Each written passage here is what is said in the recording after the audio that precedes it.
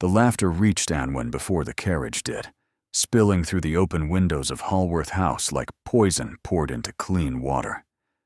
She recognized that laugh, feminine, musical, deliberately loud. Her hand stilled on the embroidery frame, needle suspended mid-stitch, as the front doors crashed open and her husband's voice echoed through the marble foyer. "Prepare the rose suite," Aldrich commanded, his boots striking the floor with the authority of a man who owned everything he surveyed, including her. "My guest will be staying indefinitely." Anwen set aside her needlework with careful precision, smoothing her dove-gray dress with palms that refused to tremble. She was 19 years old, had been married for 2 years and 43 days, and she had learned that trembling only encouraged him.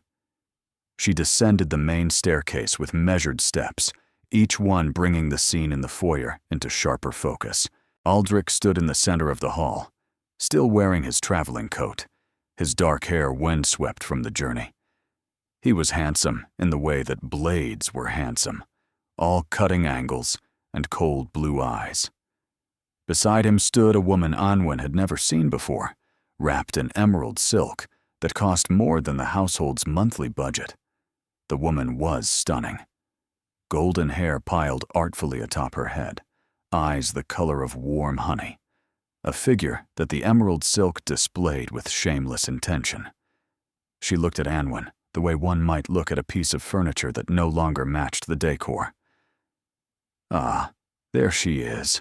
Aldrich's smile held no warmth. "Anwen, come meet Oriana. She'll be living with us from now on." The words landed like blows, each one precise and calculated. Living with us, not visiting, not staying briefly. Living. How lovely. Anwen heard her own voice, as if from a great distance, perfectly pleasant, perfectly empty. "Welcome to Hallworth House." Oriana's lips curved into something that wasn't quite a smile. "Thank you, Lady Hallworth. Your husband has told me so much about you." Her gaze swept over Anwen's simple dress, her modest jewelry, her carefully arranged composure. Though I confess, he may have been generous in his descriptions. Aldrich laughed, that sharp bark that passed for amusement. "Oriana has a wicked tongue. You'll grow accustomed to it." Would she? Anwen wondered distantly. Would she grow accustomed to her husband installing his mistress in their home, to being compared unfavorably in her own foyer, to the slow suffocation of whatever remained of her dignity? "The rose suite," she said, because someone had to manage the practical details while her world collapsed. "I'll have the housekeeper prepare it immediately." "No need." Aldrich was already guiding Oriana toward the staircase. "She'll be in the east wing, adjacent to my chambers." Adjacent. The word hung in the air like smoke. Aldrich's chambers were in the east wing. Anwen's were in the west, had been since their wedding night, when he'd made it clear that her primary function was complete once she'd signed the marriage certificate and secured her father's debts. Of course, Anwen's voice didn't waver. She'd had 2 years of practice. "I'll inform the staff." She watched them ascend the stairs, Oriana's hand resting possessively on Aldrich's arm, their laughter drifting back like mockery-made sound. Only when they disappeared from view did Anwen allow herself to close her eyes, just for a moment, just long enough to remember that she'd once been a girl who dreamed of love. That girl felt very far away now. "My lady." Mrs. Whitmore, the housekeeper, appeared at her elbow, her weathered face carefully neutral. "Shall I prepare the rose suite or the east wing chambers?" "The east wing, adjacent to Lord Hallworth's rooms." Something flickered in the older woman's eyes, pity or anger, but she merely nodded. "Very good, my lady." Anwen turned away, walking toward the morning room with steps that never faltered, a smile that never cracked. She would not break in the foyer. She would not give the servants gossip to spread. She would not let Aldrich win this small battle even if he'd already won the war. The morning room was her sanctuary, a small space overlooking the gardens that Aldrich never entered because he found flowers boring. She closed the door behind her and leaned against it, finally allowing her mask to slip. Indefinitely. His mistress would be living here indefinitely.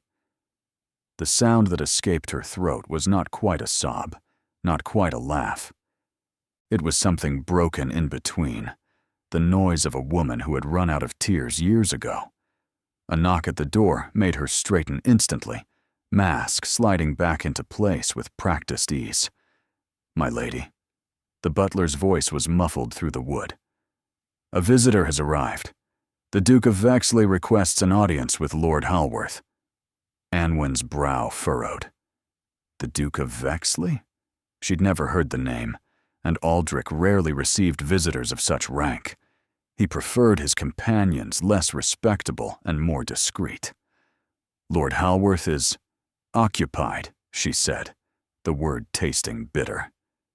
"Please show his grace to the drawing room. I'll receive him until my husband is available." A pause. "Very good, my lady." Anwen pressed her hands to her cheeks, willing the flush of humiliation away.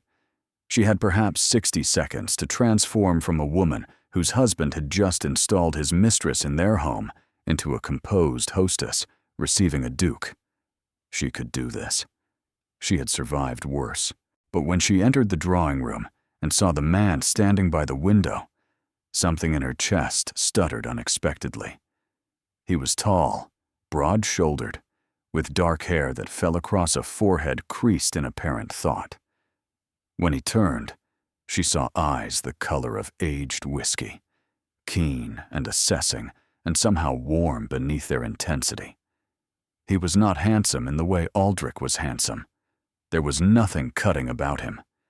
He looked instead like something solid, something that might bear weight without breaking. "Lady Halworth." His voice was low, measured, with an undercurrent of something she couldn't identify. "I apologize for arriving unannounced." "Your Grace." She curtsied, grateful for the automatic movement that gave her time to compose herself. "My husband will be with you shortly.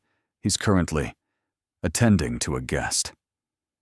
Something flickered in those whiskey-colored eyes. He'd seen the carriage in the drive, she realized. Perhaps he'd even seen Oriana. "I'm in no hurry." He didn't sit, though she gestured toward the chairs. Instead, he studied her with an attention that felt almost physical. "I hope I haven't interrupted anything." The laugh that escaped her was not the one she intended. Too raw, too honest. "Nothing that wasn't already interrupted, Your Grace." His gaze sharpened. "Lady Halworth." The drawing room door burst open, and Aldrich strode in, his cravat hastily retied, his color high. Behind him, lingering in the doorway with a satisfied smile, stood Oriana. "Your Grace." Aldrich's bow was perfectly correct, but his eyes held none of the deference his posture suggested. "I apologize for keeping you waiting. I wasn't expecting such distinguished company." The Duke's expression didn't change, but Anwen noticed his attention shift to Oriana, then back to Aldrich, then briefly to her. Something passed across his features, there and gone, impossible to read. "Lord Halworth?" The Duke's voice carried an edge that hadn't been there before. "We have business to discuss, regarding the Thornbrook estate." Aldrich's smile tightened almost imperceptibly. "Of course. Anwen, you may go." It was a dismissal, sharp and public. Anwen rose, preparing to retreat with what remained of her dignity. "Actually." The Duke's voice stopped her mid-step. "I'd prefer Lady Halworth to stay." The silence that followed was absolute. Aldrich's face went carefully blank, the expression he wore when something had caught him off guard. "I beg your pardon?" "My business involves the Thornbrook estate," the Duke said calmly. "Lady Halworth's family estate, if I'm not mistaken. It seems appropriate that she remain present." Anwen's heart hammered against her ribs. No one spoke to Aldrich like this.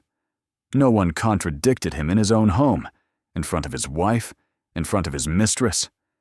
She waited for the explosion, for the cold fury that would follow.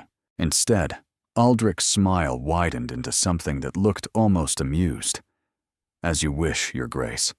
Anwen, sit." She sat, because obedience was automatic and rebellion was dangerous. But as the Duke took his own seat, his eyes met hers across the room. And in that brief moment of contact, she saw something that made her breath catch. He saw her. Not through her.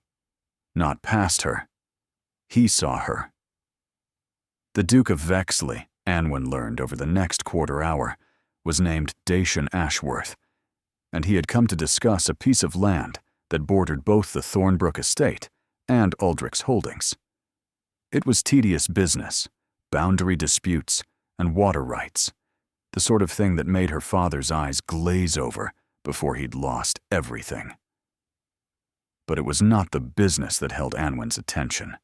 It was the way the Duke watched Aldrich, with a stillness that seemed to catalog every sneer, every dismissive gesture, every time her husband spoke over her or around her, as if she were not present.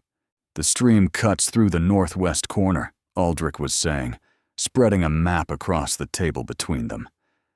"Thornbrook has always claimed rights to it, but the documentation is questionable. The documentation is quite clear." The Duke's voice was mild, but something beneath it was not. "The stream belongs to Thornbrook. It has for 300 years. Thornbrook belongs to me now." Aldrich didn't look at Anwen as he said it, but she felt the words like a blade. "When I married, I assumed all rights to the estate and its holdings." "You assumed management of the estate," the Duke corrected. "Not ownership. There's a distinction." Aldrich's smile flickered. "A legal technicality." "The law is built on technicalities, Lord Hallworth." The Duke leaned back in his chair, every line of his body radiating quiet authority. "I'd recommend consulting a solicitor before making claims that might prove embarrassing." The temperature in the room dropped several degrees. Oriana, still lingering near the doorway, made a small sound of displeasure. Anwen kept her eyes fixed on her folded hands, but she felt the tension coiling in her husband, like a snake preparing to strike. "Perhaps," Aldrich said slowly, "we should continue this discussion another time. You've had a long journey, Your Grace. You'll stay for dinner, of course." It was not a question. It was Aldrich reasserting control, reminding everyone present that this was his house, his domain, his world. "I would be honored." The Duke's acceptance was equally calculated. "Lady Hallworth, will you be joining us?"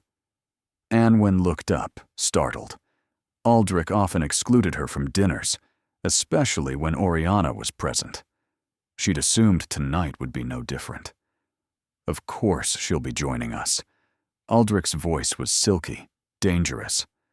"My wife is an excellent hostess, aren't you, darling?" The endearment was a weapon. It always was. "I'll speak with Cook about the menu." Anwen rose, grateful for an excuse to escape the suffocating atmosphere. "If you'll excuse me, Your Grace." "Lady Hallworth," the Duke's voice caught her at the door. "I look forward to continuing our conversation at dinner." There was something in the way he said it, a weight beneath the polite words that made her pause. When she turned, his eyes held hers, with an intensity that felt almost like a promise. She didn't know what to do with that look. She didn't know what it meant. So she fled.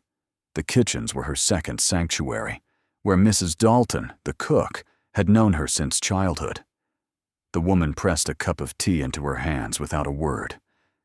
"The East Wing," Anwen said quietly, "adjacent to Lord Hallworth's chambers, and we'll need an extra place at dinner.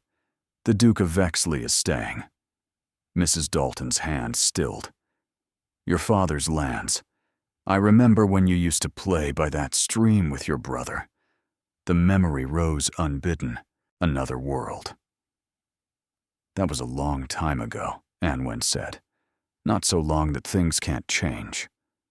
But things couldn't change.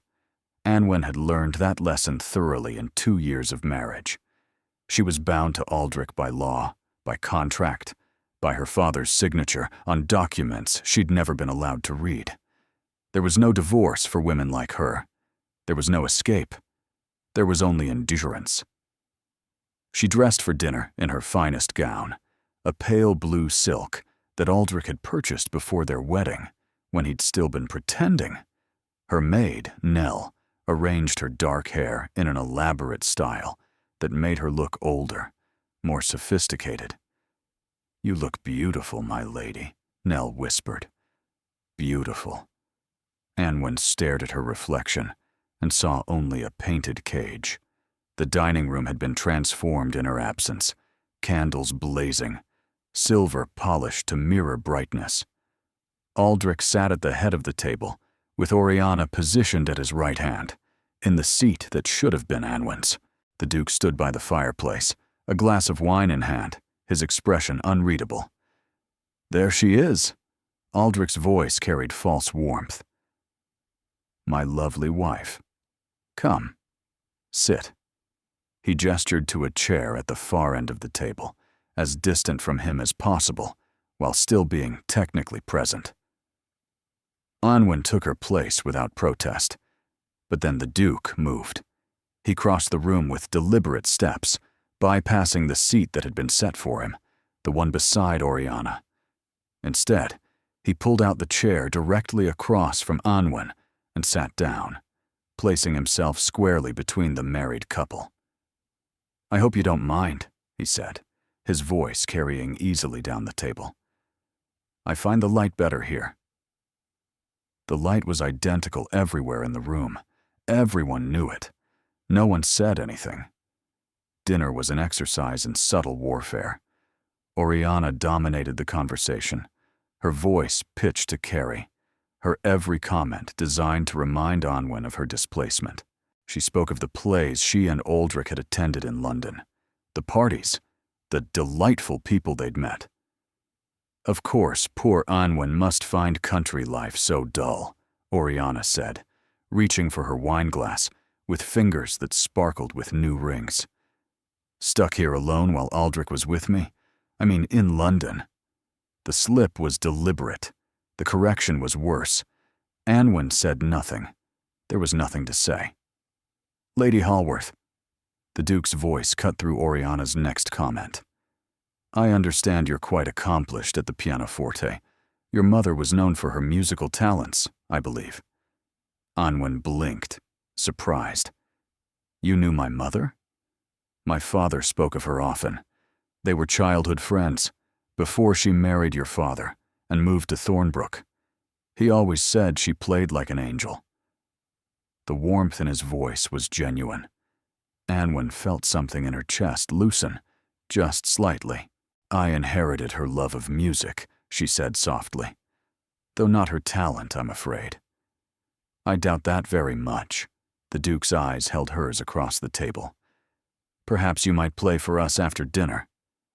"Anwen doesn't play anymore." Aldrich's voice sliced through the moment like a blade. "She lost interest after we married." It was a lie. She hadn't lost interest. She'd been forbidden. The pianoforte had been sold to pay for Oriana's jewels. But she couldn't say that. Not here. Not now. A pity. The Duke didn't look at Aldrich when he said it. He was looking at Anwen, and there was something in his gaze that felt like understanding, like recognition, like fury, carefully controlled. The meal continued, course after course, each one accompanied by Oriana's laughter and Aldrich's pointed commentary. By the time dessert arrived, Anwen's composure was fraying at the edges. "If you'll excuse me." She rose from her chair. "I'm feeling rather tired. The journey this morning must have exhausted me." She hadn't taken a journey. She hadn't left the house in weeks. But no one commented on the obvious lie. "Of course, darling." Aldrich's smile was sharp. "Run along to bed. Oriana and I will entertain our guest." She was halfway to the door when the Duke spoke. "Lord Halworth." His voice stopped the room. "Before Lady Halworth retires, I should mention something about the Thornbrook matter." Aldrich's expression flickered with impatience. "Yes?" "The estate's original deed contained a clause I discovered in the archives." The Duke set down his wineglass with deliberate care. "A reversion clause. If the estate passes to a husband through marriage, and that husband fails to maintain it according to specific standards, ownership reverts to the original family line." Silence fell like a hammer. "That's preposterous," Aldrich said, but his voice had lost its smooth certainty. "There's no such clause. I have the documentation with me. Perhaps we should examine it together." The Duke's smile was pleasant, but his eyes were cold. "Lady Halworth, you may wish to stay for this conversation after all." Anwen stood frozen in the doorway, her heart pounding so loudly she was certain everyone could hear it. A reversion clause, a way to reclaim Thornbrook, a crack in the prison walls she'd believed were unbreakable. She turned slowly, meeting the Duke's eyes across the room. And in that moment, she understood that the Duke of Vexley had not come here for boundary disputes or water rights. He had come for something else entirely. The study was smaller than the drawing room, more intimate, lined with books that Aldrich never read. Anwen stood by the window while her husband examined the documents the Duke had produced, his face growing progressively paler with each page. Oriana had been dismissed, her protests silenced by a single look from Aldrich that promised consequences later. The woman had retreated to the east wing, her emerald silk trailing behind her like a serpent's skin. "This can't be legal." Aldrich threw the papers onto the desk. "My solicitor reviewed every document before the marriage. He would have found this." "Your solicitor," the Duke said calmly, "was paid to find what you wanted him to find. I employ a rather more thorough firm." The insult landed squarely. Aldrich's jaw tightened to granite. "What do you want, Vexley?" The pretense of civility had evaporated entirely. "You didn't come here to discuss water rights. What's your game?" "No game." The Duke moved to stand near Anwen, close enough that she could smell sandalwood and something warmer beneath it. "I came because I received a letter." Anwen's brow furrowed. "A letter?" "From your brother." The word hit her like a physical blow. Corwin. She hadn't seen her brother in 2 years. Not since Aldrich had forbidden all contact with her family. She'd written letters that went unanswered, sent messages that disappeared into silence. "My brother wrote to you." Her voice came out barely above a whisper. "He's been trying to reach you for 18 months. The Duke's voice was gentle, but there was steel beneath it. Every letter intercepted, every messenger turned away. He finally reached out to me through a mutual acquaintance, hoping I might have some influence." Anwen's hands began to shake. Corwin had tried. He'd been trying all along. She hadn't been forgotten. She hadn't been abandoned. "This is absurd." Aldrich's laugh was brittle. "My wife's family is irrelevant. They lost their estate, their fortune, their standing. They have nothing to offer. They have her." The Duke's words fell into the room like stones into still water. "And I'm here to offer them an alternative." "An alternative to what?" "To this." The Duke gestured broadly, encompassing the room, the house, the marriage. "To a woman being treated as property, to her family's estate being stripped and sold, to your mistress parading through the halls while your wife is relegated to silence." Aldrich's face contorted with rage. "How dare you?" "I dare because I can."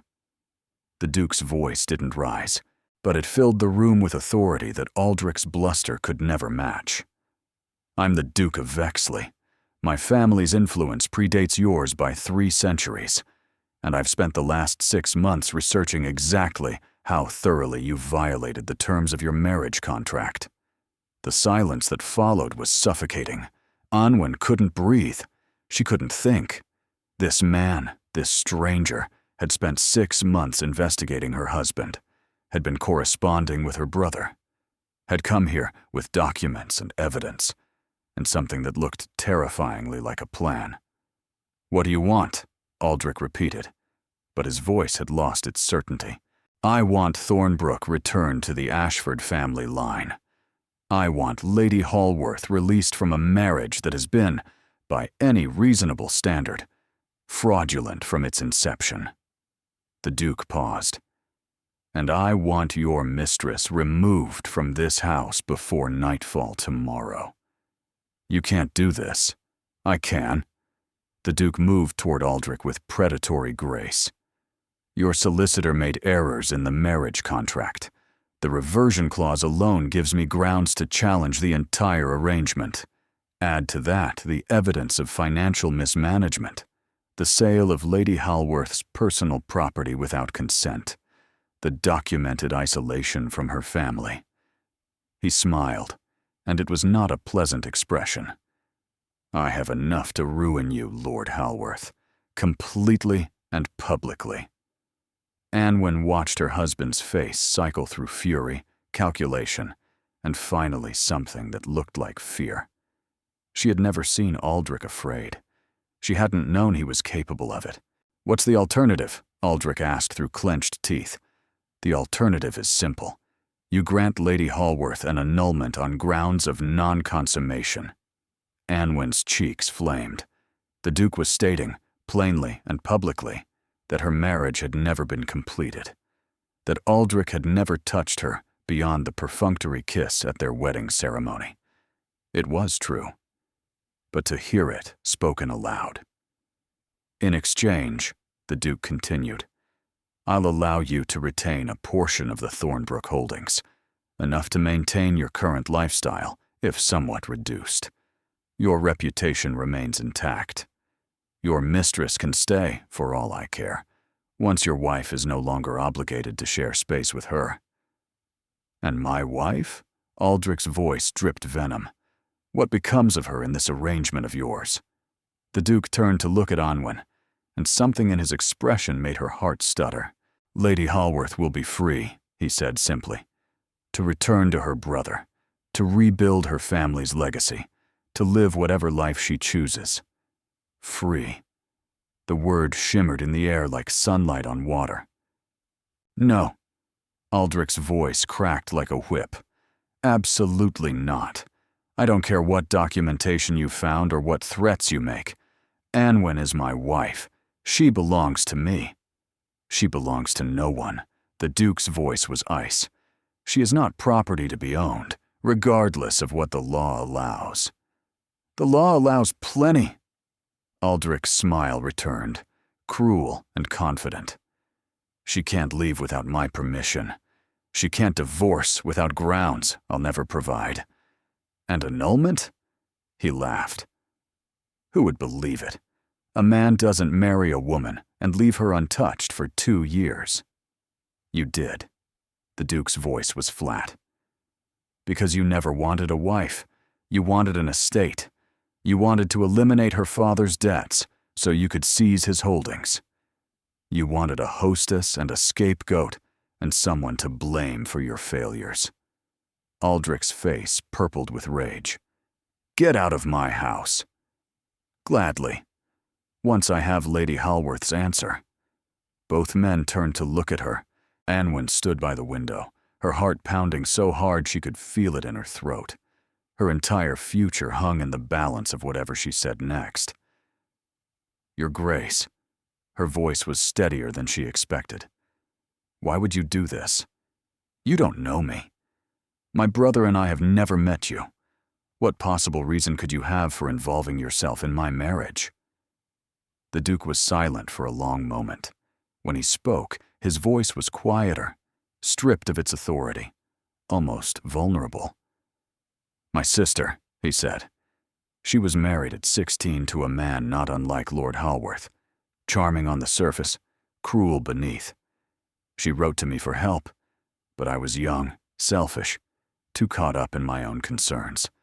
I told her to be patient, to try harder, to make the best of her situation. His jaw tightened. She died 3 years later. Officially, it was a writing accident. Unofficially, he didn't finish. The silence in the room was absolute. When your brother's letter reached me, the Duke continued, I recognized the patterns, the isolation, the financial control, the public humiliation. I couldn't save my sister, but I could try to save you. Anwen's eyes burned with tears she refused to shed. This man, this stranger with his whiskey-colored eyes and his quiet intensity, had come to rescue her because he couldn't rescue someone else. I'm not asking you to trust me, the Duke said.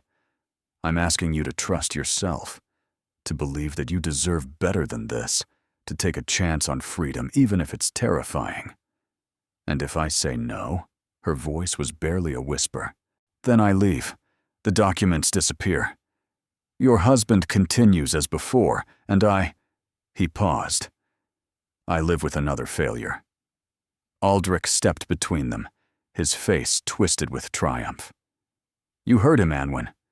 He can't force you, and you know what happens if you try to leave me. Your father will be thrown in debtor's prison. Your brother will lose what little he has left. Your mother, my mother is dead. Anwen's voice cut through his threats like a blade. She died 6 months after you married me. From heartbreak, the doctor said. From watching her daughter disappear into a marriage she tried to warn her against. Aldrich's face flickered with something that might have been surprise. He hadn't known. Of course he hadn't. He didn't care enough to know. I didn't know, he said, and for the first time he sounded almost human. Anwen, I'm sorry. Don't. She held up her hand. Don't pretend you care. Don't pretend anything between us has been real. She turned to the Duke, her decision crystallizing with sudden, terrifying clarity. If I agree to this, she said slowly, what guarantee do I have that you're not simply another version of him? Another man making promises he won't keep, offering freedom he'll revoke once I'm in his power. The Duke didn't flinch from her accusation. Instead, he reached into his coat and produced another set of documents. These are drawn up by my solicitor. They transfer ownership of Thornbrook entirely to your brother, regardless of the outcome of your situation. No strings, no conditions. The estate is his the moment he signs. He offered her the papers. I have no desire to own you or your family's legacy. I simply want to see you free of a man who never deserved you. Anwen took the documents with trembling hands. They were real, legal, binding, witnessed. Why? She asked again, because she still couldn't comprehend it. You could have anyone. You could have anything. Why this? Why me? The Duke's eyes met hers, and what she saw there made her breath catch. Because, he said quietly, some things are worth fighting for, even when they're not yours to keep. Aldrich laughed, harsh and ugly. How romantic. The Duke and the discarded wife. Do you think she'll fall into your arms out of gratitude? She's a cold fish. She couldn't keep a man's attention if her life depended on it. Enough, the Duke's voice cracked like thunder. One more word, Hallworth, and I'll forget I'm trying to do this civilly. The threat hung in the air, sharp as steel. Anwen looked at her husband, at the man who had stolen her family's home, who had installed his mistress in her house, who had spent 2 years making her feel worthless and small. Then she looked at the Duke, at the man who had traveled here to help a stranger because he couldn't help his sister, who offered freedom without asking anything in return. The choice was terrifying. The choice was obvious. I accept your offer, your grace. Her voice rang clear and strong in the silent room. I want to be free. Aldrich's face contorted with rage. You ungrateful! The papers will be drawn up within the week. The Duke stepped forward, positioning himself between Anwen and her husband. Lady Holworth will remain here until the annulment is finalized. I'll have my solicitor correspond with yours. She's not staying here. Aldrich's voice was dangerous. Not after this betrayal. Then she'll come with me. The Duke's voice brooked no argument. To Vexley Manor. As my guest. Under my protection. Until her future is settled. Anwen's heart hammered. Leave tonight. With a man she'd just met. It was scandalous. It was dangerous. It was exactly what she wanted. I'll need to pack, she heard herself say. Take what's yours. The Duke's eyes were warm on her face. Leave everything he gave you. An hour later, Anwen stood in the foyer of Hallworth House with a single trunk containing her mother's jewelry, her father's books, and the blue dress she'd worn to her wedding. Everything else she left behind. Aldrich was nowhere to be seen. Oriana watched from the staircase, her beautiful face twisted with confusion and something that might have been envy. You'll regret this, she called down. He'll tire of you. Men always do. Anwen didn't respond. She walked through the front doors into the cool night air, where the Duke's carriage waited with its lanterns blazing. The Duke himself stood by the carriage door, his hand extended to help her up. Are you certain? He asked quietly. Once you step into this carriage, everything changes. Anwen looked back at the house that had been her prison. Then she looked at the man offering her escape. Everything already changed, she said. The moment you walked through that door. She took his hand and climbed into the carriage. As it pulled away from Hallworth House, carrying her toward an unknown future, Anwen realized she was crying. Not from sadness, not from fear, from something she hadn't felt in 2 years. Hope. But behind them, through the window, she glimpsed Aldrich standing in the doorway. His face was cast in shadow, but his posture radiated a promise. This wasn't over. The carriage moved through the darkness like a ship cutting through black water. Anwen sat with her back rigid against the velvet seat, acutely aware of the man across from her, his face illuminated in fragments by the passing lanterns. Neither of them had spoken since leaving Hallworth House. The silence stretched between them, heavy with everything that had just occurred, and everything that remained unsaid. You should sleep. The Duke's voice broke the quiet. It's a 4-hour journey to Vexley Manor. I couldn't possibly sleep. Anwen's hands twisted in her lap. Not with everything. Then talk to me. He leaned forward, elbows on his knees, bringing his face closer to the lamplight. Ask me whatever you're thinking. I can see the questions burning behind your eyes. She had 100 questions, 1,000. But one rose above all others. Your sister, she said carefully. You mentioned she died. What happened? Pain crossed his features. I failed her. She was in a dangerous marriage and wrote to me for help. I told her to be patient, to try harder. His voice roughened. She died because I chose not to use the power I had to help her. I won't make that mistake again. Anwen felt tears sliding down her cheeks. I'm so sorry. Don't be sorry for me. Be certain that I mean what I say. When your brother's letter reached me, I recognized the same patterns. I couldn't save her, but I could try to save you. Is that why you're helping me? To atone? Partly. He didn't flinch from the honest question. But also because it's the right thing to do.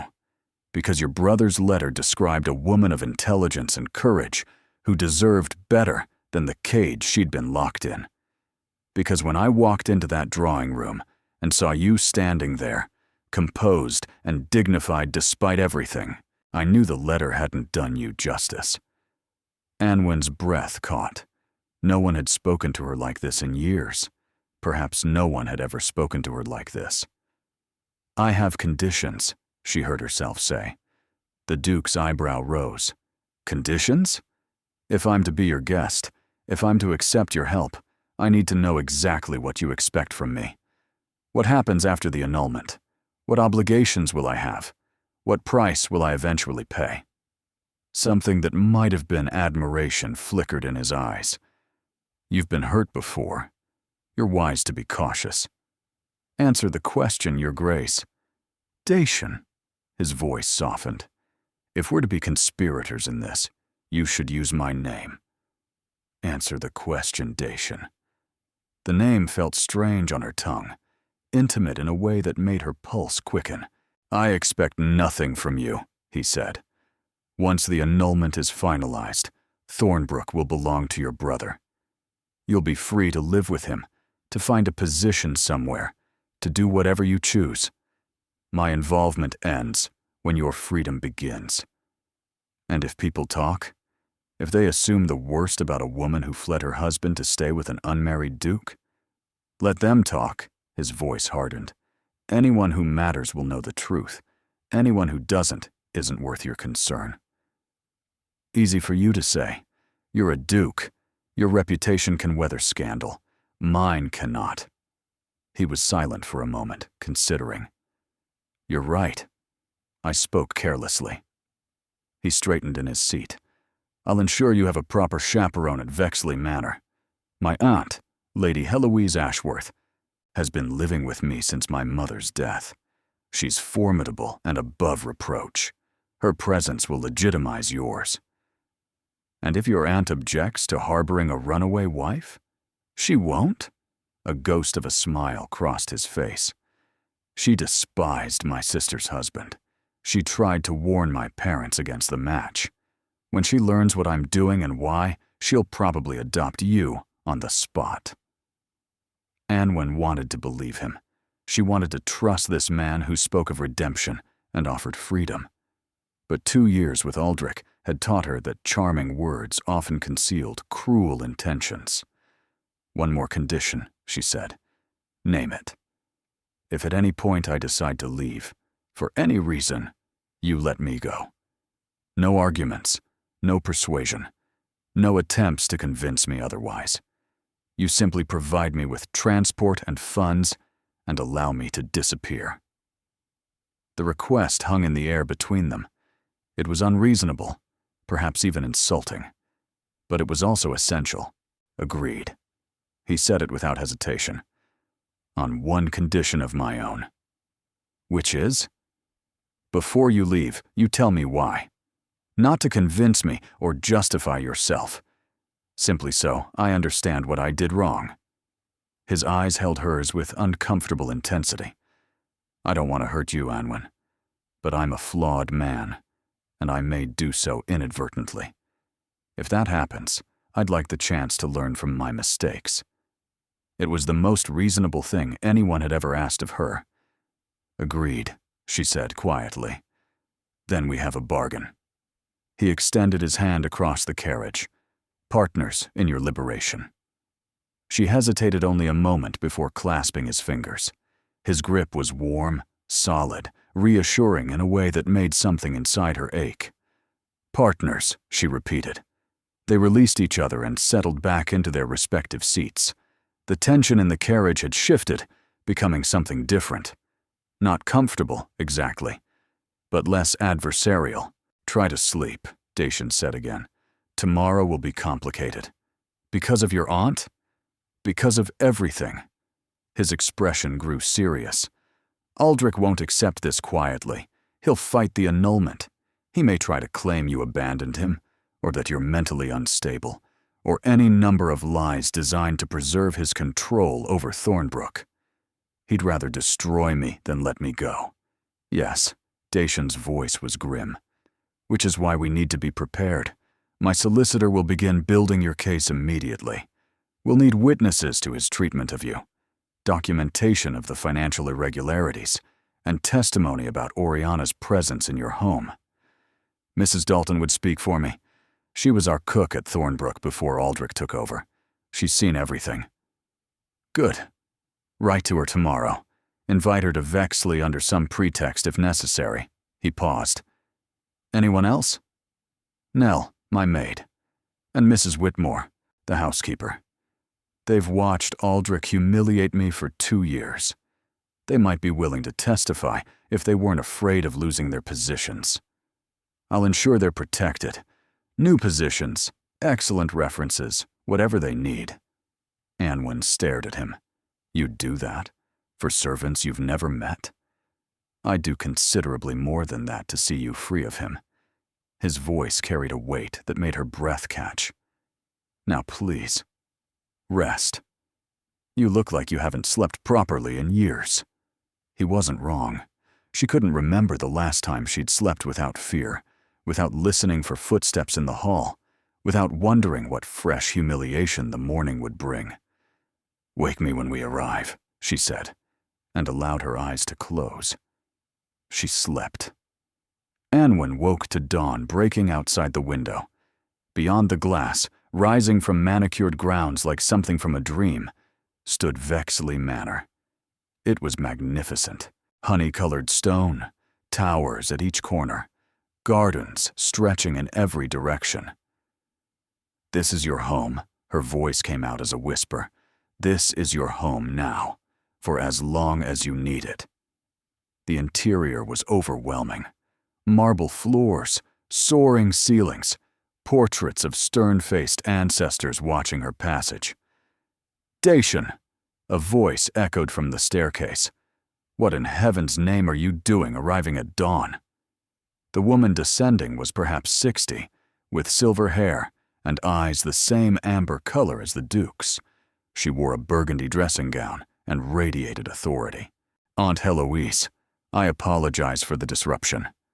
Who is this? Lady Anwen Hallworth. She'll be staying with us. Lady Hallworth. Recognition shifted in Heloise's expression. Lord Hallworth's wife. The girl married off to settle her father's debts. You know of her? I know of everyone worth knowing. Heloise approached Anwen. You look exhausted, underfed, and frightened. What has that monster done to you? The unexpected kindness broke something loose. He installed his mistress in our home yesterday, she heard herself say, in the east wing, adjacent to his chambers. The bastard.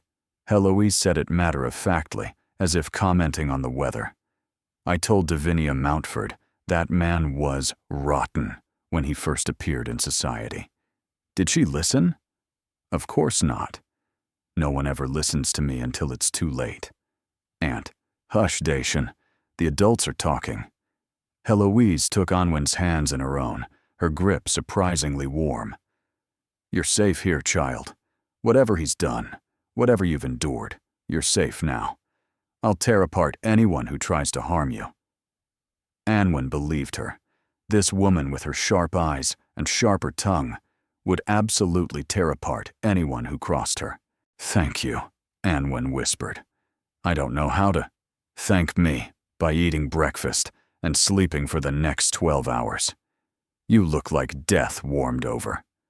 Heloise released her hands and clapped imperiously. Mrs. Pemberton, prepare the blue suite immediately, and have cook send up a breakfast tray.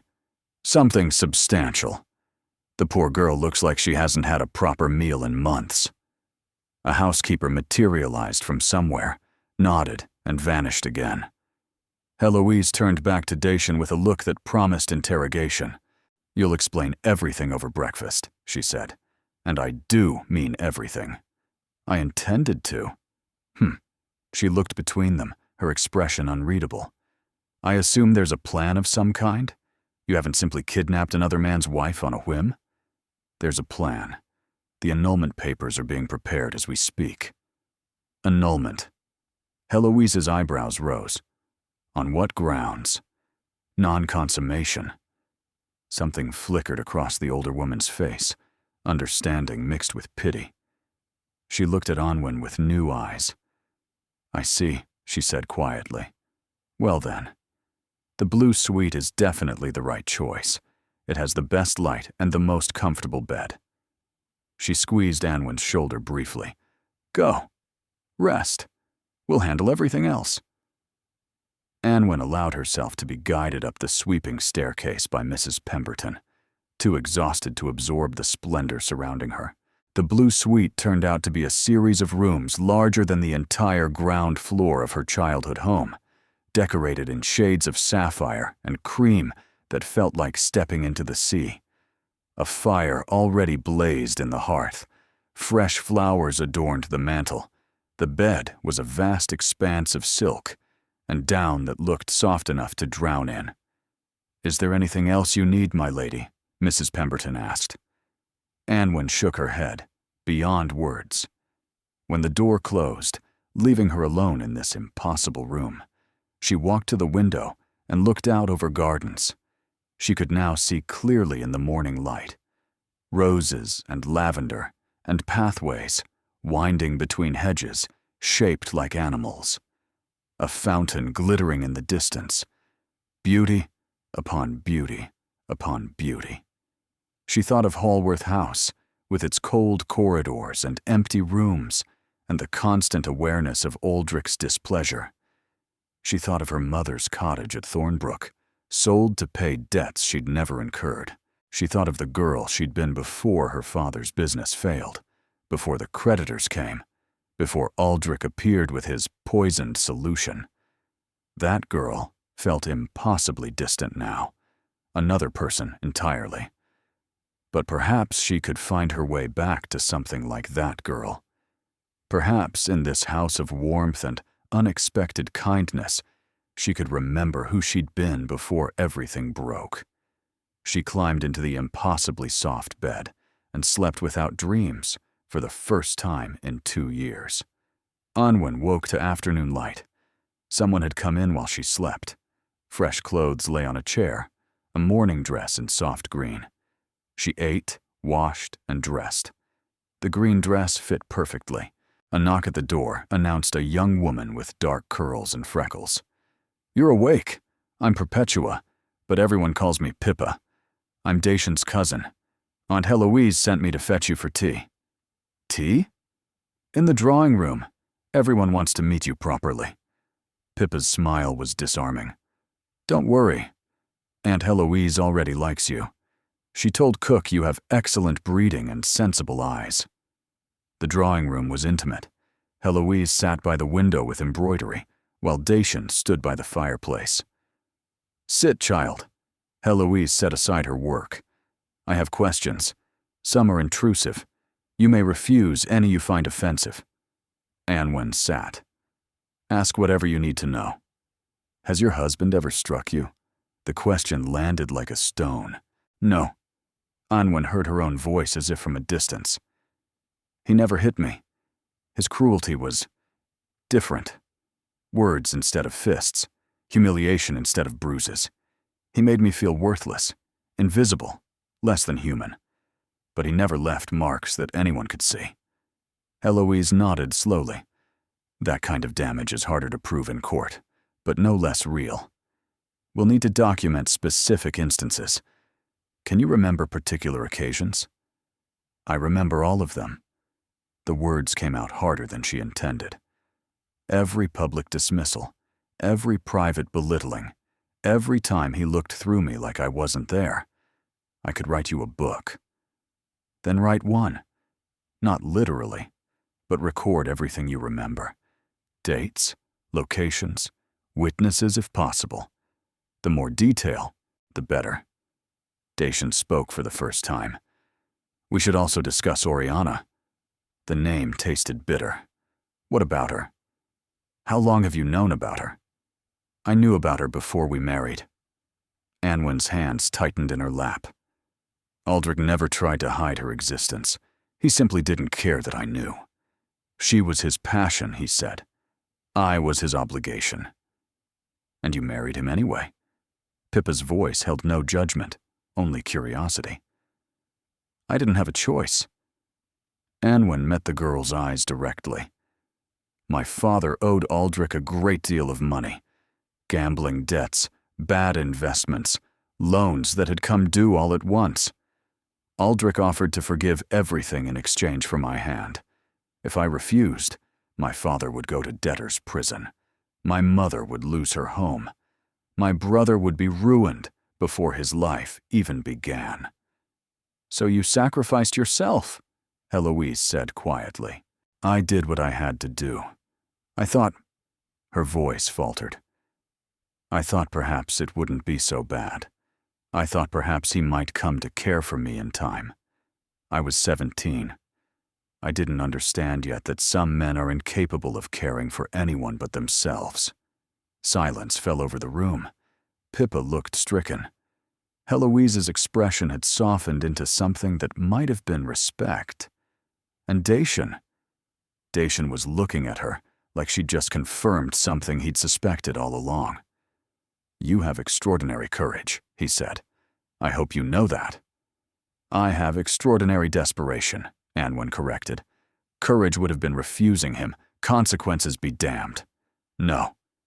His voice was firm.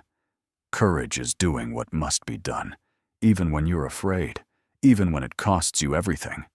You did that at 17, to protect your family. You're doing it again now, by leaving. She didn't know what to say. No one had ever called her courageous before. Now then, Heloise said briskly, breaking the waited moment. We have practical matters to discuss. The annulment will take time, weeks at minimum, possibly months if Lord Hallworth contests it. During that time, you'll need to be above reproach. No private conversations with my nephew. No late-night wanderings.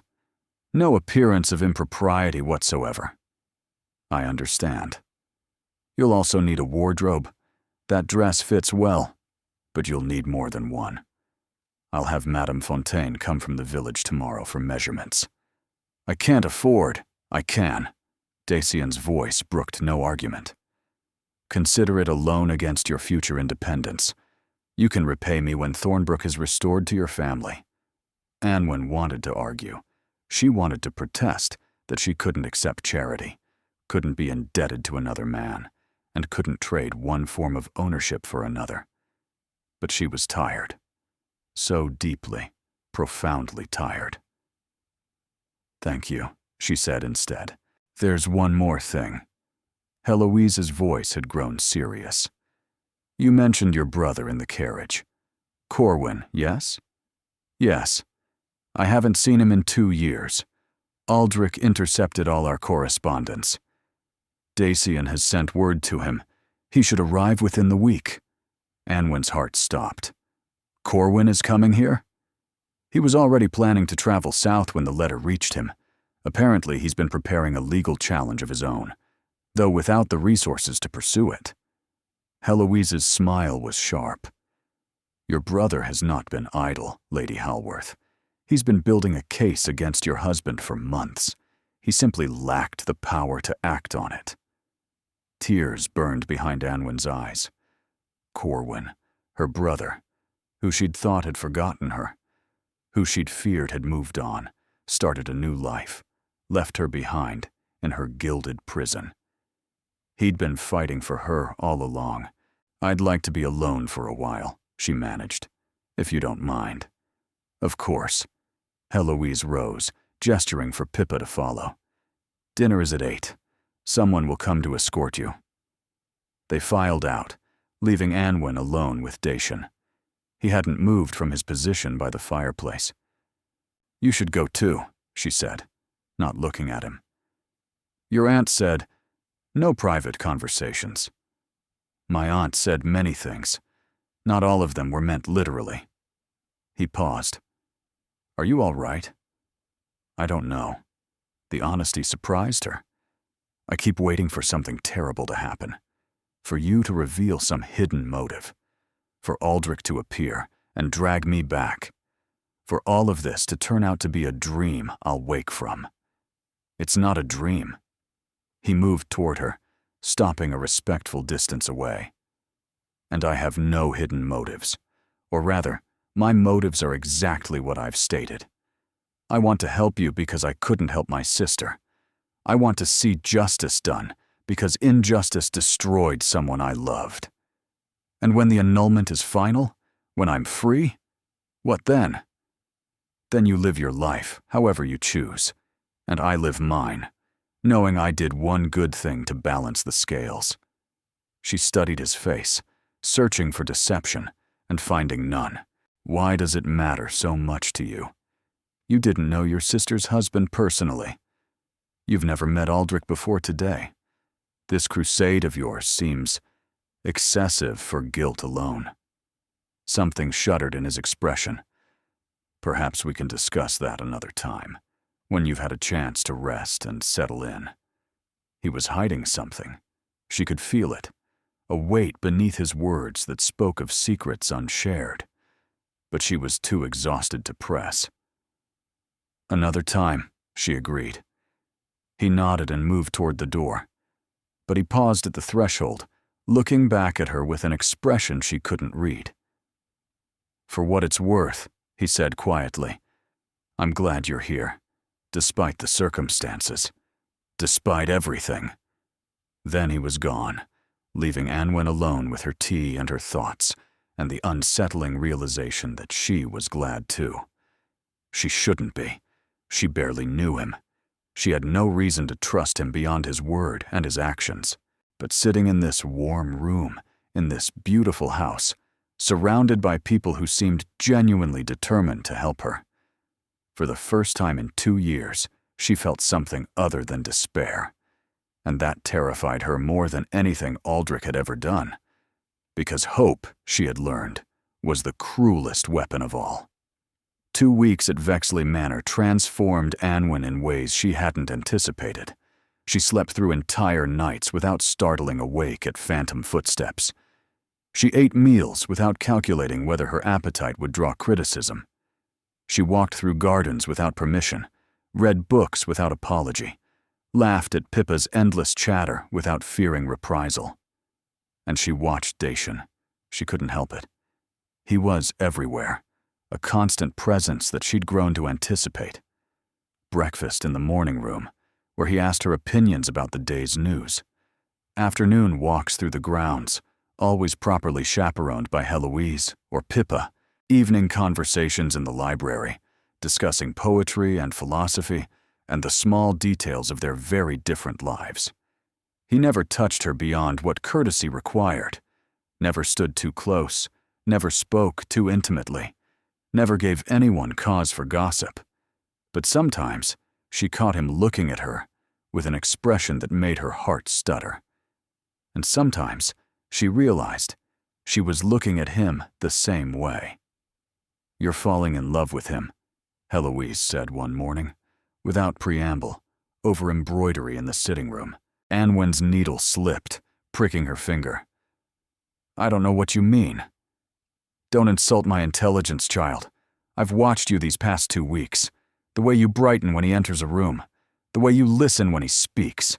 The way you avoid being alone with him because you don't trust yourself." Heat flooded Anwen's cheeks. "I'm still married. I shouldn't feel anything." "You're married to a monster who never touched you.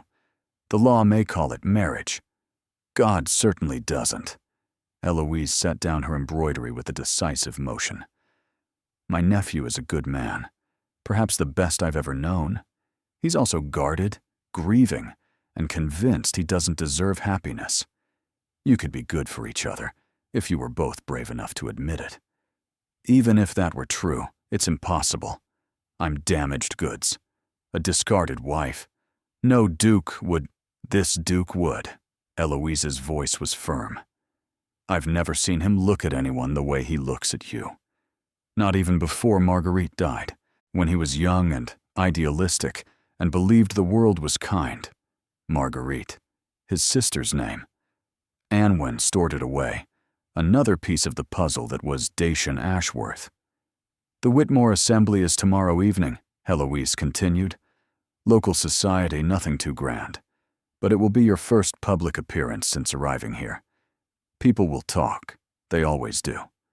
Should I not attend?" "You should absolutely attend. Hiding achieves nothing except confirming suspicion." Heloise's smile was sharp. "We'll dress you magnificently, present you as my special guest, and let the county see exactly what sort of woman Lord Hallworth was foolish enough to mistreat. By the end of the evening, every matron in attendance will be on your side." The confidence in her voice was almost enough to quiet the fear gnawing at Anwen's stomach. Almost. The Whitmore Assembly Hall blazed with candlelight, its modest dimensions packed with what appeared to be every respectable family within 20 miles. Anwen descended from the carriage in a gown of midnight blue velvet, her mother's sapphires at her throat, her dark hair swept up in an elaborate style that Pippa had spent an hour perfecting. She felt like a fraud. She felt like a queen. Dacian offered his arm with formal courtesy, but his eyes held warmth that the gesture couldn't conceal. "Ready?" "No." "You'll be magnificent anyway." They entered together, Eloise on Dacian's other arm, Pippa trailing behind with barely contained excitement. The conversation in the room stuttered, then stopped entirely as heads turned to assess the newcomers. Anwen felt the weight of every gaze: curiosity, speculation, judgment. "Smile," Eloise murmured. "They can smell fear." She smiled. It felt more like baring teeth. The first hour was a gauntlet of introductions.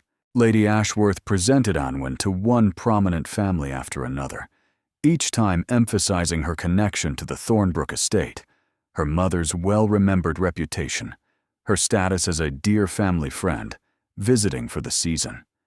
The lies came wrapped in truth, which made them easier to swallow. "Lady Hallworth!" A familiar voice cut through the crowd, and Anwen's blood turned to ice. She turned to find Aldrich standing 10 feet away, immaculate in evening dress, his smile sharper than any blade. Beside him, resplendent in crimson silk, stood Oriana. "I heard you'd be attending," Aldrich continued, his voice pitched to Carrie. "I thought it only proper that I come see my wife." The room went silent. Anwen's hand tightened convulsively on Dacian's arm. She could feel his muscles coiling beneath her fingers, tension radiating from him like heat from a forge. "Lord Hallworth," Dacian's voice was ice. "I wasn't aware you'd been invited." "Sir Whitmore and I are old friends. Unlike some, I don't need to steal other men's wives to find companionship." The accusation landed like a slap. Whispers erupted around them, fans fluttering, eyes widening. "Aldrich." Anwen surprised herself by speaking. "This is neither the time nor place." "When would be a better time, darling?" His endearment was poison. "You fled our home without warning. You've been living with another man for 2 weeks. I think I'm entitled to a public conversation with my own wife." "You're entitled to nothing." Dacian stepped forward, positioning himself between Anwen and her husband. "Your treatment of Lady Hallworth voided any rights you might claim." "My treatment?" Aldrich laughed, a harsh sound that echoed off the rafters. "I gave her everything, a title, a home, a position in society. And how does she repay me? By running off with the first Duke who showed interest." "That's not," Anwen started. "Tell me, Vexley." Aldrich's voice dropped to something dangerous. "How does it feel, bedding another man's wife? Does the forbidden nature add excitement, or is she as cold with you as she was with me?" The crack of Dacian's fist connecting with Aldrich's jaw echoed through the suddenly silent room. Aldrich staggered backward, catching himself against a pillar. Blood trickled from his split lip. For one frozen moment, no one moved. Then chaos erupted. Women gasped, men shouted. Oriana shrieked dramatically. And through it all, Aldrich smiled with his bloody mouth, triumph gleaming in his eyes. He'd wanted this. He'd planned this. He'd come here specifically to provoke exactly this reaction. And Dacian had given it to him. "Guards." Sir Whitmore was pushing through the crowd. "Separate them immediately." "No need." Aldrich straightened his cravat with exaggerated calm. "I've made my point. The Duke of Vexley has assaulted a peer of the realm in defense of a woman who is legally still my wife. I imagine the courts will find that interesting." He turned on his heel and strode from the room, Oriana scurrying after him. But at the doorway, he paused, looking back directly at Anwen. "This isn't over," he said softly. "You belong to me. You always will." Then he was gone. Anwen stood frozen, aware of the whispers rising around her like floodwater, aware of Heloise's grim expression, aware of Dacian's ragged breathing beside her. Everything had just become infinitely more complicated. The carriage ride home was silent. Anwen sat pressed into the corner, as far from Dacian as the small space would allow. Heloise and Pippa had taken the second carriage, giving them a privacy that felt dangerous. I shouldn't have hit him. Dacian's voice broke the quiet. I played directly into his hands. Yes. He'll use this against us. Against you. I know. I'm sorry. The words sounded torn from him. I heard him speak about you that way. And I couldn't. You couldn't control yourself. Anwen finally looked at him. Which is exactly what he was counting on. Dacian's hands were clenched in his lap, knuckles white. In the passing lamplight, she could see the anguish on his face. "I've made everything worse," he said. "Your annulment, your reputation, everything I promised to protect." "Yes," she said it without gentleness. He needed honesty, not comfort. "You have. Tell me how to fix it." "I don't know if you can." The carriage swayed as they turned onto the long drive leading to Vexley Manor. Neither of them spoke again until they'd arrived, until the servants had retreated, until they stood alone in the entrance hall, with the weight of the evening's disaster pressing down on them. "I need to explain something," Dacian said. "Something I should have told you before." "Now? After everything that just happened?" "Because of everything that just happened." He moved toward the library, clearly expecting her to follow. "Please, it's important." She followed, because what else could she do? The library was dark except for the banked fire, casting long shadows across the book-lined walls. Dacian didn't light any candles. Perhaps he found the darkness easier. "My sister Marguerite married at 17, he began, his back to her, staring into the dying flames. "Like you. Her husband was charming, wealthy, and well-connected. Everything my parents wanted. They ignored the rumors about his temper, his gambling, his cruelty to servants and horses." Anwen sank into a chair, listening. The first year, she wrote letters full of hope. She was learning to manage a household, she said. Her husband was demanding, but she would win him over. The second year, the letters became less frequent, more strained. She mentioned headaches, exhaustion, difficulty sleeping. His voice roughened. The third year, she wrote one letter, just one, begging me to help her, describing bruises she couldn't hide, isolation she couldn't escape, fear that had become her constant companion. She asked me to come, to take her away, and to do something. What did you do? Nothing. The word fell like a stone. I was 22.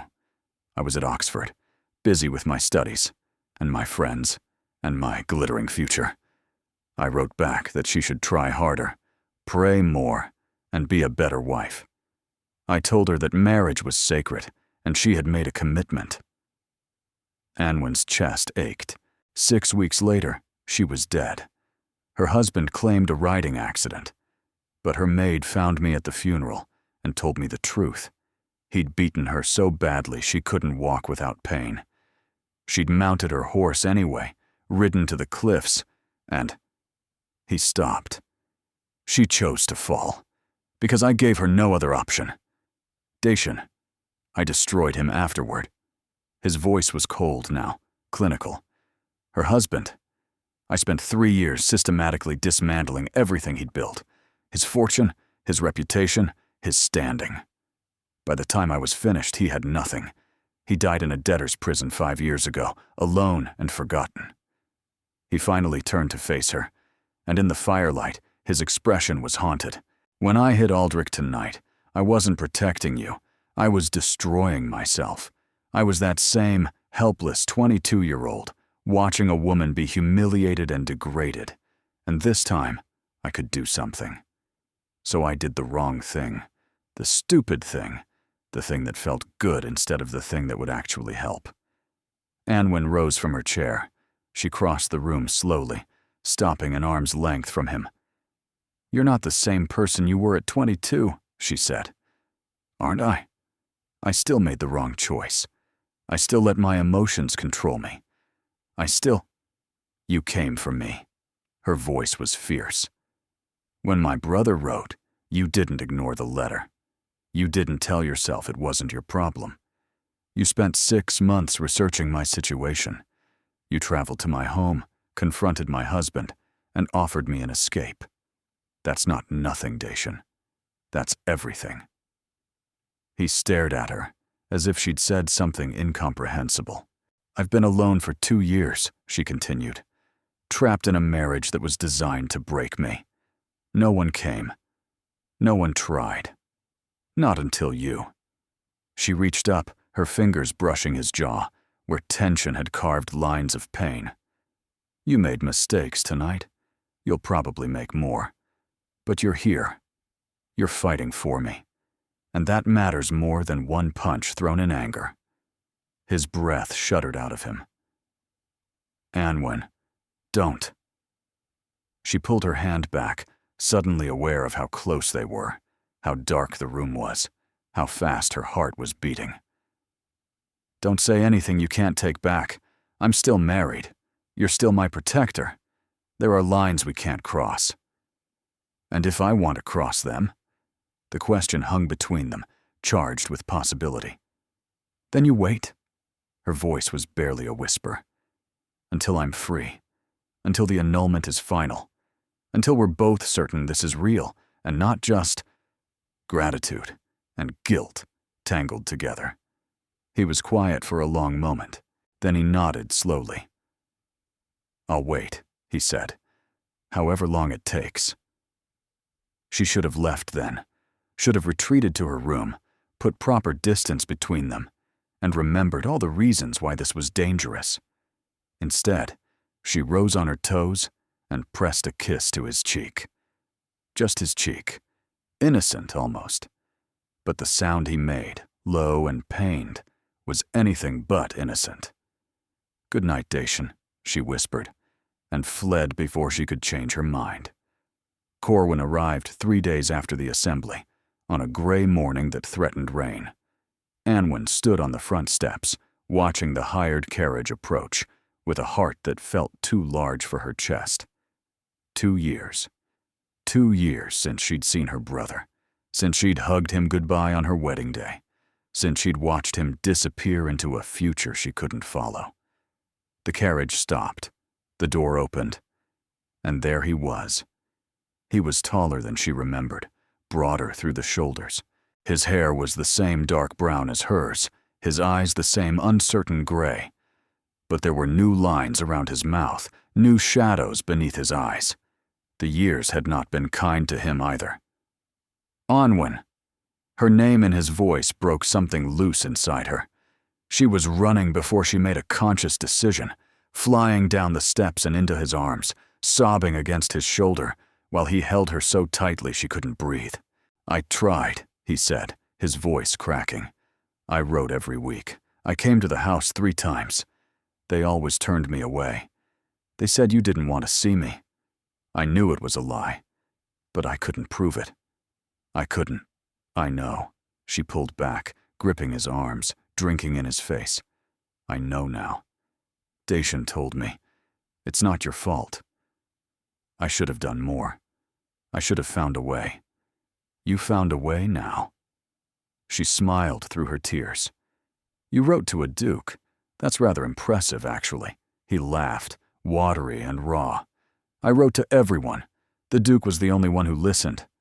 Over Corwin's shoulder, Anwen saw Dacian emerge from the house. He hung back, giving them space, but his presence was unmistakable. "You must be Lord Corwin." Dacian descended the steps with measured pace. Your sister has spoken of you often. Your Grace. Corwin straightened, his arms still around Onwin's shoulders. I can't begin to express my gratitude. What you've done for my family. What I've done isn't finished yet. Dacian's expression was serious. Come inside. We have much to discuss. The study became their war room. Documents spread across every surface.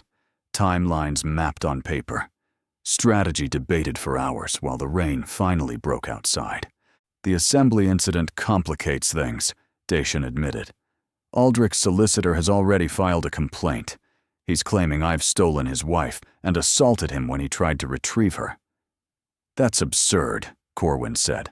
Anwen came willingly. The assault was provoked.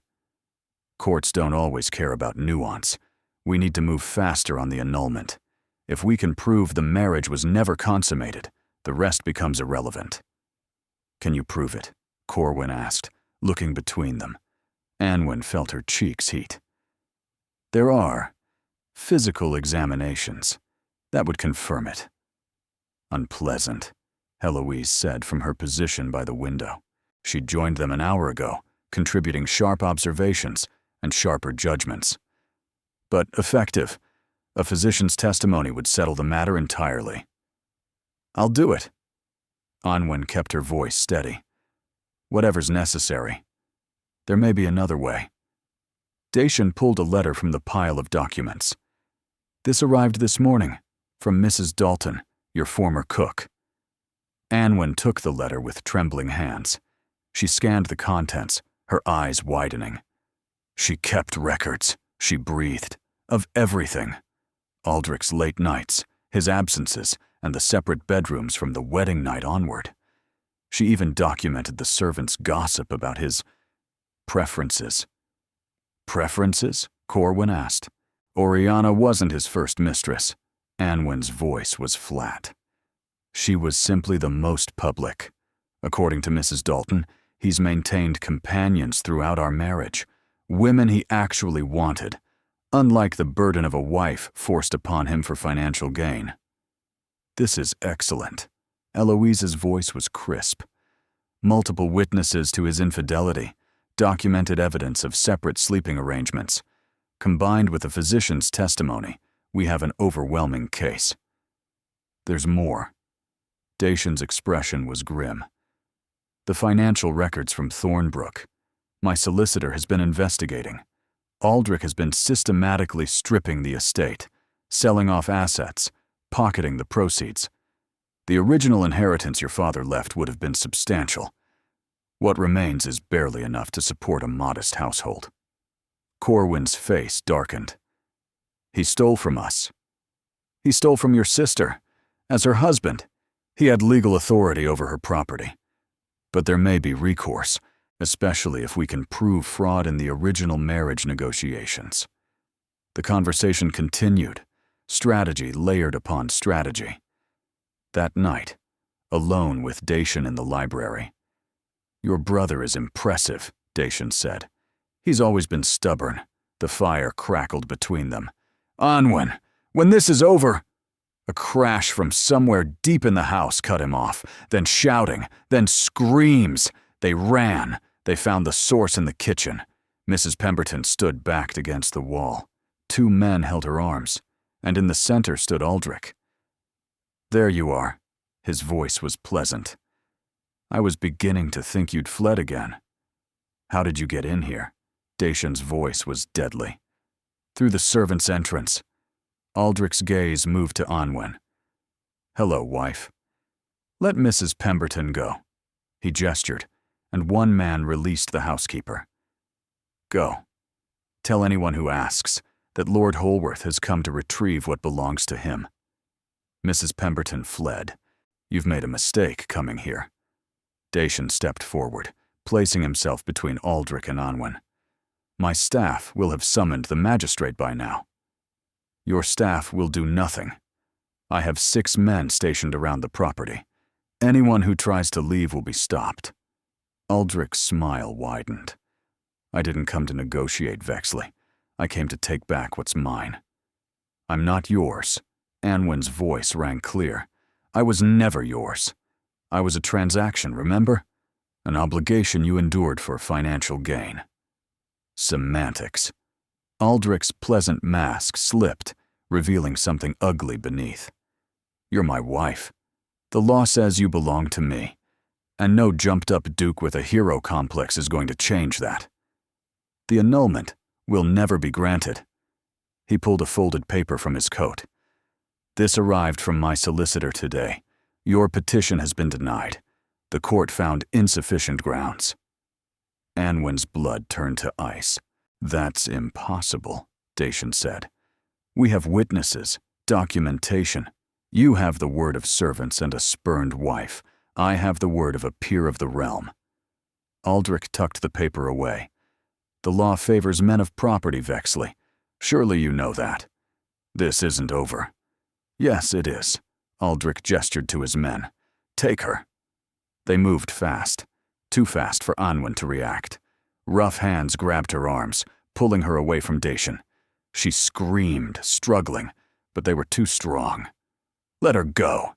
Dacian lunged forward, but Aldrich produced a pistol from his coat, leveling it at Anwen's head. "One more step," he said calmly, "and I'll claim she was shot trying to escape with her lover." Tragic, really. A wife driven to madness by an illicit affair. Dacian froze. "Better." Aldrich's smile returned. "Now, here's what's going to happen. My wife is coming home with me. You're going to stay here and contemplate the consequences of interfering in another man's marriage. And if you ever contact her again, I'll make sure she suffers for it." "Dacian," Anwen's voice cracked. Don't let him." "Quiet." Aldrich's hand cracked across her face. Pain exploded through her cheek, stars bursting behind her eyes. The sound Dacian made was barely human. "I'll kill you," he said, his voice shaking with rage. "If you touch her again, I will kill you."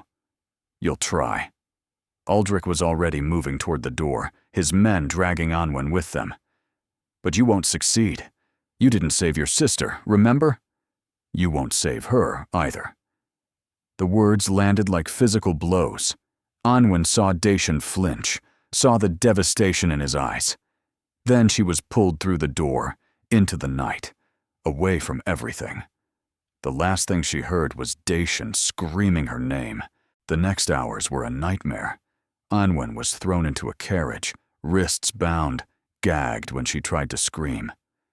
"You brought this on yourself," Aldrich said as the carriage lurched into motion. "You can't be saved, Anwen. You're mine until one of us dies. We're going to London, to a house where no one will think to look for you." The carriage rattled through darkness, carrying her toward a future she couldn't imagine surviving. 3 days in a locked room in a London townhouse, with only a silent servant bringing meals she couldn't eat, and water she forced herself to drink. 3 days of Aldrich's visits, his gloating, and his detailed descriptions of how thoroughly he'd destroyed her hopes. The annulment denied.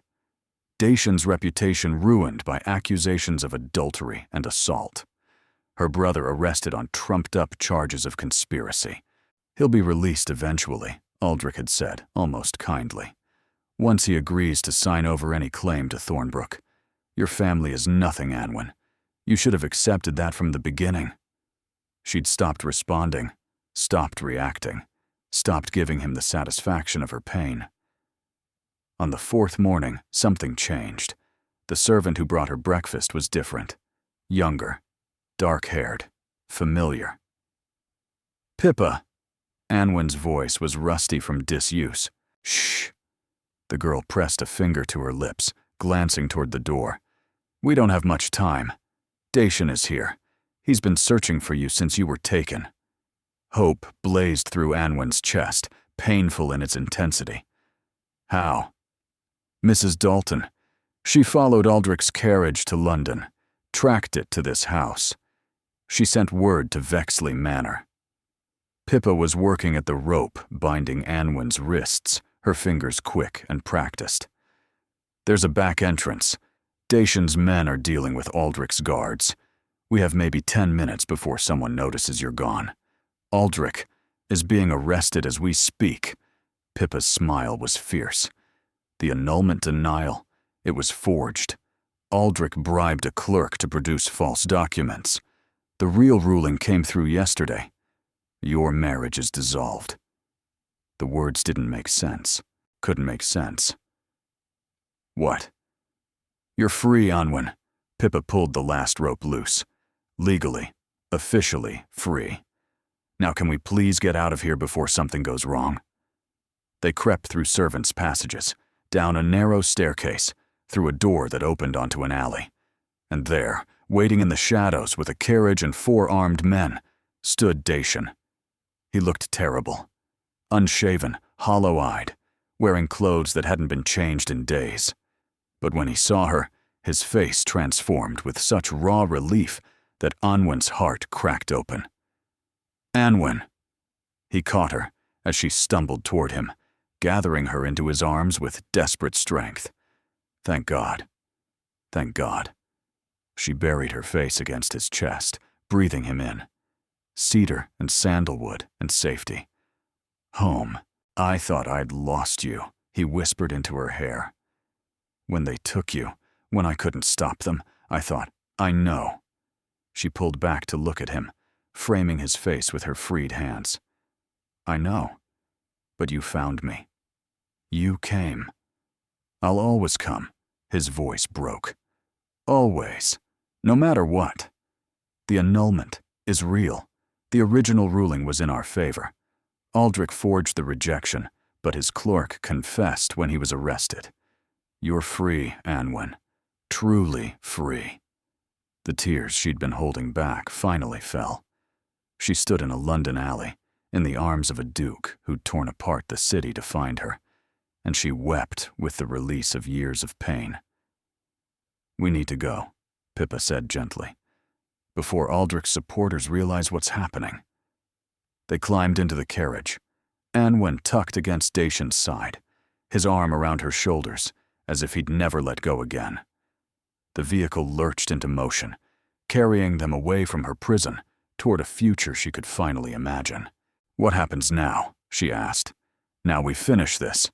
Dacian's voice was grim. "Aldrich will face charges for forgery, assault, kidnapping, and fraud. The evidence against him is overwhelming. He'll be lucky to avoid prison. And Thornbrook? Already being transferred to your brother.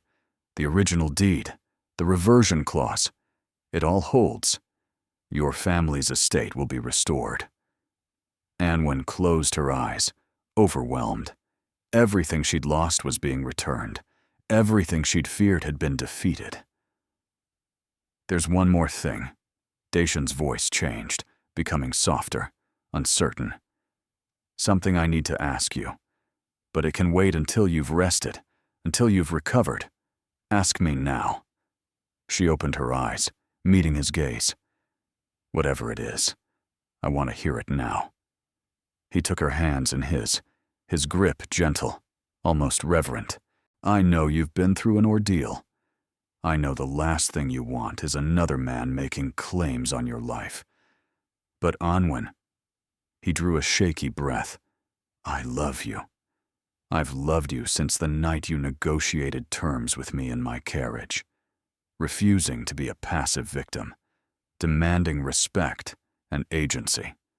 I've loved you through every conversation, every shared meal, and every moment I forced myself to keep proper distance when all I wanted was to hold you." She couldn't breathe, couldn't think. "I'm not asking you to marry me. Not yet. Not until you've had time to discover who you are without a husband controlling your every move. But I'm asking you to let me court you. Properly. Openly. To let me prove that not all marriages are prisons, that love doesn't have to mean loss of self." His eyes searched hers. "Will you give me that chance?" The carriage swayed. London streamed past the windows, and Anwen felt the last frozen pieces of her heart finally thaw. "Yes," she whispered. "Yes. I'll give you that chance." His smile was like sunrise after endless winter. 6 months later, Anwen stood in the gardens of Thornbrook, watching the sunset paint the sky in shades of amber and rose. The estate had been transformed beyond recognition. Repairs completed on the manor house, gardens restored to their former glory. Tenants returned to their cottages with debts forgiven and rents reduced. The stream where she'd played as a child ran clear and bright again, no longer choked with neglect. Corwin managed everything with the fierce determination that had once built dams across streams, and Anwen helped where she could, learning the business of land management that should have been her birthright. But she didn't live at Thornbrook, not permanently. She lived at Vexley Manor as Lady Heloise's official companion, as Pippa's beloved friend, as the woman the Duke of Vexley courted with patient, unwavering devotion. 6 months of walks through gardens, of dinners, where he asked her opinions on everything from poetry to politics, of conversations that stretched into the small hours of the morning. 6 months of falling deeper in love with a man who had risked everything to save her. "You're thinking too hard." Dacian's voice came from behind her, warm and familiar. "I can hear it from here." She turned to find him walking toward her through the rose bushes, 2 glasses of wine in his hands, the last light of day catching the gold flecks in his amber eyes. "I'm thinking about how much has changed," she said, accepting the glass he offered. "A year ago I was trapped in a marriage I thought would last forever. Now I'm standing in my family's garden, free and whole and happy." She smiled at him. "Doesn't feel real sometimes." "It's real." He clinked his glass against hers. "Shall I prove it? How would you do that?" Instead of answering, he set down his wine and reached into his coat pocket. When his hand emerged, it held a small velvet box.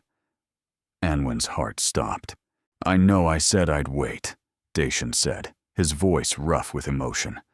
"I know I promised not to rush you. But it's been 6 months, Anwen. 6 months of dinners and walks and conversations that I never want to end. 6 months of watching you bloom into the woman you were always meant to be. 6 months of loving you more each day and trying to find the right words to ask you." "Yes," he blinked. "I haven't asked yet. I don't need you to ask. I know what you're going to say, and the answer is yes." She set down her own wine and stepped closer, cupping his face in her hands. "I love you, Dacian Ashworth. I've loved you since you stood in my drawing room and saw me instead of looking through me. I've loved you through your guilt and your grief and your stubborn determination to save everyone but yourself. I want to marry you. I want to build a life with you. I want to fall asleep beside you every night and wake up in your arms every morning. Yes." The box fell from his fingers as he pulled her into his arms, kissing her with all the passion they'd held back for so long. She melted into him, tasting wine and joy and forever. When they finally broke apart, breathless and laughing, he retrieved the box from the grass and opened it properly. The ring inside was exquisite, a sapphire surrounded by diamonds, old and elegant, and clearly a family piece. "It was my mother's," he said. "She would have loved you. I wish I could have known her. You'd have gotten along terrifyingly well. She had spine, too." Anwen laughed as he slipped the ring onto her finger. It fit perfectly, as if it had always been meant for her. "We should tell the others," she said. "In a moment." He pulled her close again, resting his forehead against hers. "Right now, I just want to hold you. My future wife. My partner. My love." They stood together as the sun finished its descent, painting the gardens in shades of gold. Behind them, the lights of Thornbrook glowed warm and welcoming. Ahead of them, a future full of possibility stretched toward the horizon. "Thank you," Anwen whispered. "For what?" "For coming for me. For fighting for me. for believing I was worth saving when I'd stopped believing it myself. "You saved yourself," he said fiercely. "I just opened the door. You walked through it. You chose freedom. You chose to trust again. You chose to love again, despite everything." Perhaps that was true. Perhaps it was both of them, together, finding their way out of grief and fear into something new and beautiful. It didn't matter anymore. What mattered was this moment, this man, this beginning. 1 year later, the Duke and Duchess of Vexley's first anniversary was celebrated with a gathering at Vexley Manor. Just family, Dacian had insisted, though the guest list had somehow expanded to include half the county. Anwen suspected Heloise's involvement in the escalation, but she couldn't bring herself to mind. She'd grown to love the chaos of a full house, the sound of laughter echoing through halls that had once been silent with grief. The manor that had sheltered her when she had nowhere else to go now rang with music and conversation and joy. Corwin was there with his new bride, a sensible woman named Harriet, who shared his passion for estate management and had already transformed Thornbrook's accounting practices. Heloise held court in the drawing room, dispensing wisdom and pointed observations in equal measure to anyone who dared approach. Pippa had developed a suspicious closeness with a young viscount that would require close supervision. And Mrs. Dalton, now officially the head cook of Vexley Manor, produced a feast that had everyone groaning with satisfaction and begging for her recipes. "Happy?" Dacian murmured, finding Anwen by the tall window as the party continued around them. Deliriously. She leaned into his side. "Though I should tell you something. That sounds ominous. Not ominous. Just life-changing." She took his hand and pressed it to her stomach. "In about 7 months, this family is going to get larger." She watched, understanding dawn in his eyes. The shock, the wonder, the overwhelming joy. "You're—" He couldn't finish the sentence. "I am. We're going to. We are." He kissed her then, right there in front of everyone, scandalizing the older guests and delighting the younger ones. "I love you," he said when they finally parted.